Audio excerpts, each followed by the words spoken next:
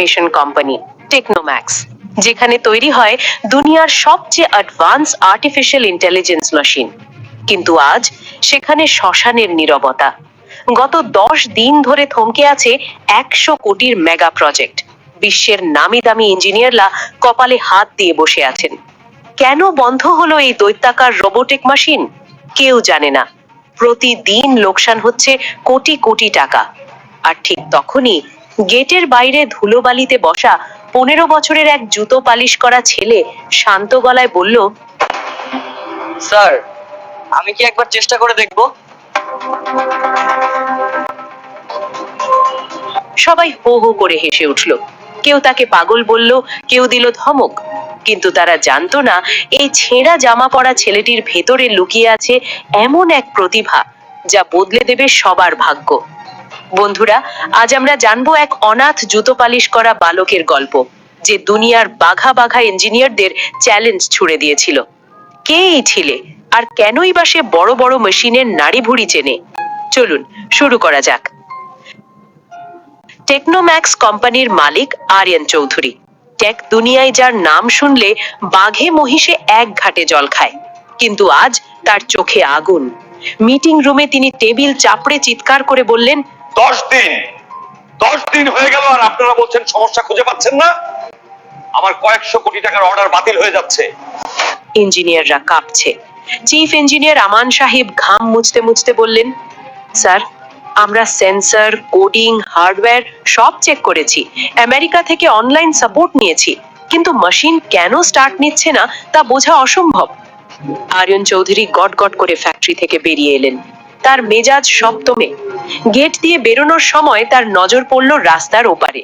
ফুটপাতে একটা টুলের ওপর বসে আছে সেই 15 বছরের ছেলেটা। নাম তার রোহান। হাতে পলিশের ব্রাশ, পরনে নোংরা জামা, কিন্তু তার চোখ দুটো স্থির হয়ে আছে ফ্যাক্টরির বড় কাঁচের জানলার দিকে। রোহান প্রতিদিন এখানে বসে। লোকে ভাবে সে ভিখারি বা জুতো পালিশওয়ালা, কিন্তু কেউ জানে না তার রাতগুলো কাটে এক অন্ধকার গ্যারেজে। রোহানের মা খুব অসুস্থ, হার্টের সমস্যা, আর চিকিৎসার খরচ অনেক। ছোটবেলা থেকে রোহান বড় হয়েছে তার নানার কাছে। তার নানা ছিলেন একসময়ের তুখোড় মেকানিক, যিনি একসময় এই টেকনোম্যাক্স কোম্পানিতেই কাজ করতেন। কিন্তু একটা দুর্ঘটনার পর তাকে কাজ থেকে বের করে দেওয়া হয়। নানা তাকে ছোটবেলা থেকেই শিখিয়েছেন, মেশিন শুধু লোহা নয় রোহান, মেশিন কথা বলে, ওকে অনুভব করতে শিখবি।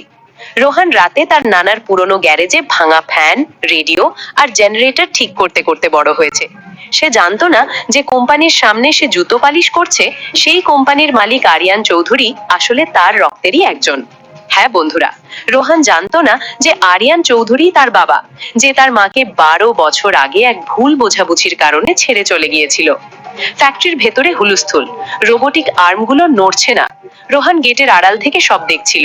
সে নিজের মনেই বিড়বিড় করে বলল, ওরা ভুল জায়গায় খুঁজছে। সমস্যা তো মেইন বোর্ডে নয়, সমস্যা তো প্রেসার ভালভে। হঠাৎ এক গার্ড তাকে ধাক্কা দিয়ে ফেলে দিল। এই ছোকরা, এখানে কি উকিঝুঁকি মারছিস? পালা এখান থেকে। রোহান পড়ে গেল, তার পলিশের কৌটো ছড়িয়ে পড়লো রাস্তায়। ঠিক সেই মুহূর্তে আরিয়ান চৌধুরীর গাড়ি সেখান দিয়ে যাচ্ছিল। তিনি কাঁচ নামিয়ে ছেলেটার দিকে তাকালেন। রোহানের চোখের ওই দীপ্তি আর জেদ আরিয়ানকে থমকে দিল।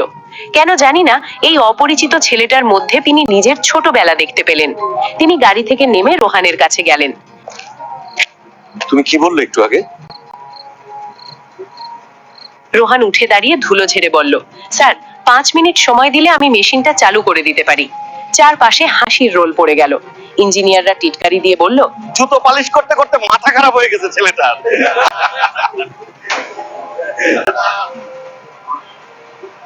কিন্তু আরিয়ান চৌধুরী গম্ভীর গলায় বললেন, ওকে ভেতরে নিয়ে চলো, আমি দেখতে চাই ও কি করে। রোহান প্রথমবার সেই বিশাল ল্যাবে ঢুকলো। কোটি কোটি টাকার মেশিন। সে পকেট থেকে একটা পুরনো স্ক্রুড্রাইভার বের করলো। ইঞ্জিনিয়াররা তাকে উপহাস করে বলল, সাবধান, বেশি পণ্ডিতি করলে মেশিন ব্লাস্ট হবে। রোহান ভয় পেল না। সে মেশিনের একদম নিচে হামাগুড়ি দিয়ে ঢুকে গেল। হঠাৎ সে চিৎকার করে উঠল, স্যার, এটা তো নষ্ট হয়নি, এটাকে কেউ ইচ্ছা করে বন্ধ করে রেখেছে।